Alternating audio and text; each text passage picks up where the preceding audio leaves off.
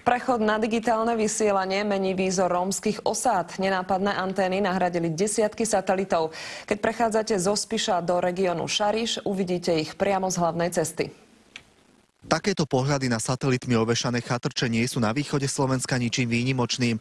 Toto je obec Hermanovce a je rómska osada. Miestni sa netaja tým, že konať museli rýchlo, lebo inak by im boli zbytočné už aj televízory. Na obyčajnú anténu neulobíte nič. Smutno bez televízora, bez všetkého by bolo. Tunajší Rómovia to dokonca berú ako samozrejmosť. Na niektorých chatrčiach sú paraboly rovno dve.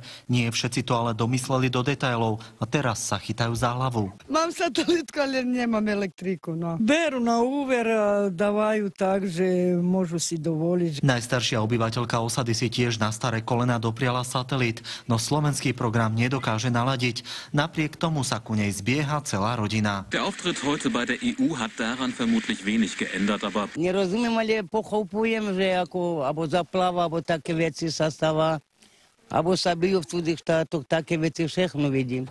Ale v nemeckej už. Sú však aj takí, ktorí zatiaľ satelitnému ošiaľu nepodľahli. Mám 8 detí a vôbec to treba deti živiť. A ne ešte na to dám peniaze. Väčšina osadníkov si uvedomuje, že pohľad na satelitnú osadu je jedna vec. Realita je však oveľa krutejšia. A čo z toho, keď tu je furt chudoba? Túto časť obce kedysi volali Hermanovský gang.